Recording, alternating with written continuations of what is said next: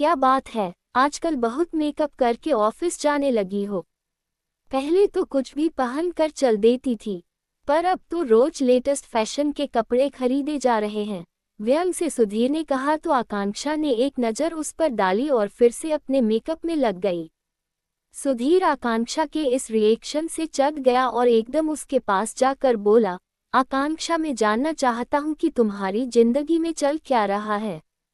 आकांक्षा ने भावे चढ़ाते हुए उसकी तरफ देखा और फिर अपने बॉब कट बालों को झटकती हुई बोली, चलना क्या है, मल्टीनेशनल कंपनी में ऊंचे ओहदे पर काम कर रही हूँ, लोग मेरी इज्जत कर रहे हैं, मेरे काम की सराहना हो रही है। और क्या सराहना हो रही है या पीठ पीछे तुम्हारा मजाक बन रहा है आकांक्षा? खबरदार जो ऐसी बात की सुधीर, तुम्हें क्या पता सफलता का नशा क्या होता है। तुमने तो बस जिस कुर्सी पर काम संभाला था आज तक वही चिपके बैठे हो। क्योंकि मुझे तुम्हारी तरह गलत तरीके से प्रमोशन लेना नहीं आता। पति के होते हुए भी प्रमोशन के लिए इमीडिएट बॉस की बाहों में समाना नहीं आता। सुधीर का इल्जाम सुनकर आकांक्षा ने अपने हाथ में पकड़ा हुआ मिरर जमीन पर फेंक दिया और चीख पड़ी, मेरे कैरेक्टर की समीक्षा करने से पहले अपने अंदर झांको सुधीर।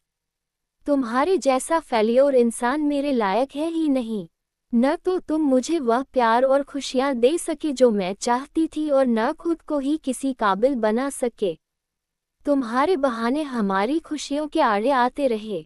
अब यदि मुझे किसी से प्यार हुआ है तो मैं क्या कर सकती हूँ? शादीशुदा मर्द से प्यार का नाटक करने वाली चालाक औरत हो तुम। तुम्हें और कुछ करने की जरूरत नहीं आकांक्षा, बस मेरी जिंदगी से हमेशा के लिए दूर चली जाओ। तलाक दे दो मुझे, मैं तैयार हूँ सुधीर। तुम कागज बनवाओ, हम आपसी सहमति से तलाक ले लेंगे। अब तक मैं ये सोचकर डरती थी कि हमारी बच्चियों का क्या होगा, पर अब फिक्र नहीं। दोनों इतनी बड़ी और समझदार हो गई हैं कि इस सिचुएशन को आसानी से हैंडल कर लेंगी। बड़ी को हॉस्टल भेज देंगे और छोटी मेरे साथ रह जाएगी। तो ठीक है आकांक्षा, मैं तलाक के कागज तैयार करवाता हूँ, फिर तुम अपने रास्ते और मैं अपने रास्ते। इस बात को अभी 3-4 दिन भी नहीं हुए थे कि सुधीर और आकांक्षा की बड़ी बेटी रानू की तबीयत अचानक बिगड़ गई। आकांक्षा उसे अस्पताल लेकर भागी। छोटी बेटी रो रो कर कह रही थी, मम्मा आप जब ऑफिस चले जाते हो तो पीछे में कई दफ़ा रानू दी सरदर्द की गोली खाती हैं। 1-2 बार तो मैंने इन्हें चक्कर खाकर गिरते भी देखा था। रानू दी हमेशा मुझे आप लोगों से कुछ न बताने को कहकर चुप करा देती थी। एक दिन उनकी सहेली ने फ़ोन कर बताया था कि वे स्कूल में बेहोश हो गई हैं। मेरी बच्ची इतना कुछ सहती रही पर मुझे कानों कान खबर भी न होने दिया। ये सोचकर आकांक्षा की आंखों में आंसू आ गए। तब तक भागा भागा सुधीर भी अस्पताल पहुंचा। आकांक्षा ने सवाल किया, आज तुम्हें इतनी देर कैसे हो गई? मैं ऑफिस छोड़कर नहीं भागती तो पता नहीं रानू का क्या होता। वो दरअसल तलाक के कागज फाइनल तैयार करा रहा था। जाओ तुम पहले डॉक्टर से बात करके पता करो कि मेरी बच्ची को हुआ क्या है। बेहोश क्यों हो गई मेरी बच्ची? अगले दिन तक रानू की सारी रिपोर्ट आ गई। रानू को ब्रेन ट्यूमर था। ये खबर सुनकर सुधीर और आकांक्षा के जैसे पैरों तले जमीन खिसक गई थी। फिर तो अस्पतालबाजी का ऐसा दौर चला कि दोनों को और किसी बात का होश ही नहीं रहा। रानू के ब्रेन का ऑपरेशन करना पड़ा। काटकर ट्यूमर निकाल दिया गया। रेडिएशन थेरेपी भी दी गई। आकांक्षा ने इलाज में कोई कसर नहीं छोड़ी। रुपए पानी की तरह बहाए। रानू को काफी लंबा वक्त अस्पताल में रहना पड़ा। घर लौटने के बाद भी अस्पताल आना जाना लगा ही रहा। करीब 1.5-2 साल बाद एक बार फिर से ट्यूमर का ग्रोथ शुरू हुआ तो तुरंत उसे अस्पताल में एडमिट करके थेरेपी दी गई। इतने समय में रानू काफी कमजोर हो गई थी। सुधीर और आकांक्षा का पूरा ध्यान रानू को पहले की तरह बनाने में लगा हुआ था। आकांक्षा का रिश्ता अभी भी अपने प्रेमी मयंक के साथ कायम था। सुधीर अभी भी आकांक्षा से नाराज था। दोनों के दिल अभी भी टूटे हुए थे, मगर दोनों ने झगड़ना छोड़ दिया था। दोनों के लिए ही रानू की तबीयत पहली प्राथमिकता थी। ऑफिस के बाद दोनों घर लौटते तो रानू की देखभाल में लग जाते। आपस में उनकी कोई बात नहीं होती। दिल से दोनों का रिश्ता पूरी तरह टूट चुका था। एक ही घर में अजनबियों की तरह रहते। इस तरह 3-4 साल बीत गए। अब तक रानू नॉर्मल हो चुकी थी।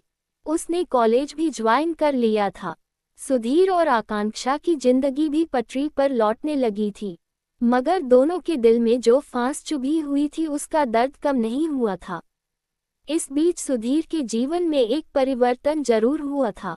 उसने अपने दर्द को गीतों के जरिए बाहर निकालना शुरू किया। उसकी गायकी लोगों को काफी पसंद आए और देखते ही देखते उसकी गिनती देश के काबिल गायकों में होने लगी।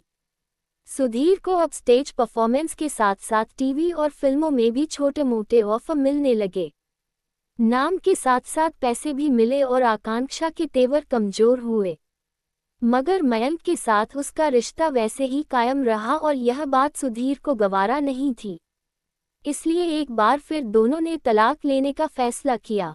सुधीर ने फिर से तलाक के कागज बनने को दे दिए। मगर दूसरे ही दिन आकांक्षा की मां का फोन आ गया। आकांक्षा की मां अकेली मेरठ में रहती थी। बड़ी बेटी आकांक्षा के अलावा उनकी एक बेटी और थी जो रंगून में बसी हुई थी।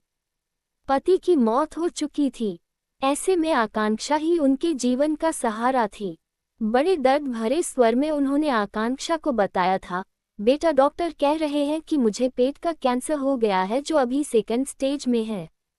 माँ ये क्या कह रही हो आप? सच कह रही हूँ बेटा, आजकल बहुत कमजोरी रहती है। ठीक से खाया पिया भी नहीं जाता। कल ही रिपोर्ट आई है मेरी। तो मम्मा आप वहाँ अकेली क्या कर रही हो? आप यहाँ आ जाओ मेरे पास। मैं डॉक्टर से बात करूँगी। यहाँ अच्छे से अच्छा इलाज मिल सकेगा आपको। ठीक है बेटा, मैं कल ही आ जाती हूँ। इस तरह एक बार फिर अस्पतालबाजी का दौर शुरू हो गया। सुधीर अपनी सास की काफी इज्जत करता था और जानता था कि उसकी सास अपनी बेटी को तलाक की इजाजत कभी नहीं देंगी। इसलिए तलाक का मसला एक बार फिर पेंडिंग हो गया। वैसे भी सुधीर अब खुद ही काफी व्यस्त हो चुका था। उसे इस बात से कोई फर्क नहीं पड़ता था कि आकांक्षा कहाँ है और क्या कर रही है। आकांक्षा ने एक अच्छे अस्पताल में मां का इलाज शुरू करा दिया। वह खुद मां को अस्पताल लेकर जाती। इस वजह से मयंक के साथ वह अधिक समय नहीं बिता पाती थी। ऐसे में मयंक ही 2-3 बार घर आकर आकांक्षा से मिल चुका था। मां समझ गई थी कि मयंक के साथ आकांक्षा का रिश्ता कैसा है और यह बात उन्हें बहुत ज्यादा अखरी थी। मगर वह कुछ बोल नहीं पाती थी। सुधीर के लिए उनके मन में सहानुभूति थी, मगर वह ये सोचकर चुप रह जाती कि सुधीर और आकांक्षा दोनों ही इतने बड़े पद पर हैं और इतना पैसा कमा रहे हैं। इन्हें जिंदगी कैसे जीनी है इसका फैसला भी इनका खुद का होना चाहिए। सुधीर को संगीत के सिलसिले में अक्सर दूसरे शहरों में जाना पड़ता और इधर पीछे से मां की देखभाल के साथ साथ आकांक्षा मयंक के और भी ज्यादा करीब होती गई। करीब 3 साल के इलाज के बाद आखिर मां ने दम तोड़ दिया।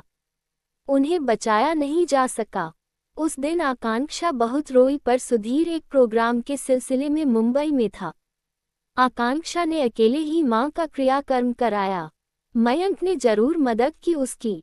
आकांक्षा को इस बात का काफी मलाल था कि खबर सुनते ही सब कुछ छोड़कर सुधीर दौड़ा हुआ आया क्यों नहीं। सुधीर के आते ही वह उससे इस बात पर झगड़ने लगी तो सुधीर सीधा वकील के पास निकल गया। जल्द से जल्द तलाक के कागज बनवा कर वह इस कड़वाहट भरे रिश्ते से आज़ाद होना चाहता था। दूसरे दिन शाम में जब वह तलाक के कागजात लेकर लौटा तो अंदर से आ रही आवाजें सुनकर ठिठक गया। उसने देखा कि ड्राइंग रूम में उसकी बड़ी बेटी रानू अपने बॉयफ्रेंड के साथ खड़ी है और आकांक्षा चीख रही है, नहीं रानू तू ऐसा नहीं कर सकती। अभी उम्र ही क्या है तेरी? आखिर तू एक शादीशुदा और 2 बच्चों के बाप से ही शादी करना क्यों चाहती है? दुनिया के बाकी लड़के मर गए क्या? पर मम्मा आप ये क्यों भूलते हो कि आप खुद पापा के होते हुए एक शादीशुदा मर्द से प्यार करते हो? हमने तो कुछ नहीं कहा ना आपको। आपकी जिंदगी है, आपके फैसले हैं, फिर मेरे फैसले पर आप इस तरह का रिएक्शन क्यों दे रहे हो मम्मा? मुझसे तुलना मत कर मेरी बच्ची।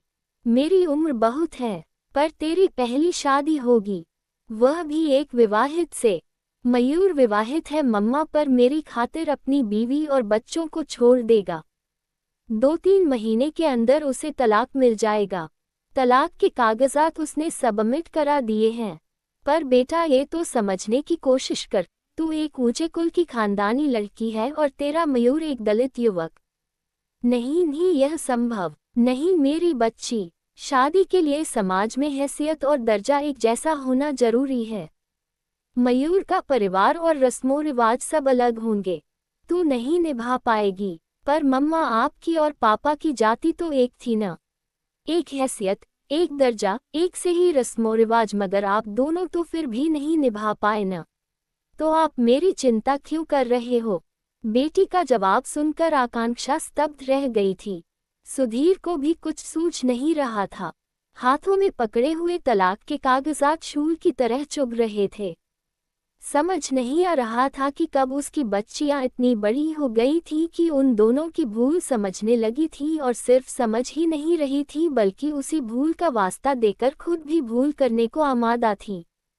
सुधीर अचानक लखड़ा सा गया, जल्दी से दरवाजा पकड़ लिया। रानू और मयूर घर से बाहर निकल गए थे। आकांक्षा अकेली बैठी रो रही थी। सुधीर धीरे धीरे कदमों से चलता हुआ उसके पास आया और फिर तलाक के कागजात उसके आगे टेबल पर रख दिए। आकांक्षा ने कांपते हाथों से वे कागज उठाए और अचानक ही उनको फाड़कर टुकड़े टुकड़े कर दिए। वह लपक कर सुधीर के सीने से लग गई और रोती हुई बोली, सुधीर शायद मैं ही गलत थी। मेरी बेटी ने मेरे आगे रिश्तों का सच खोल कर रख दिया। मैं मानती हूँ बहुत देर हो चुकी है, फिर भी मैं समझ गई हूँ कि हमें अपने बच्चों के आगे गलत नहीं बल्कि सही उदाहरण पेश करना चाहिए ताकि वे अपना रास्ता न भटक जाए।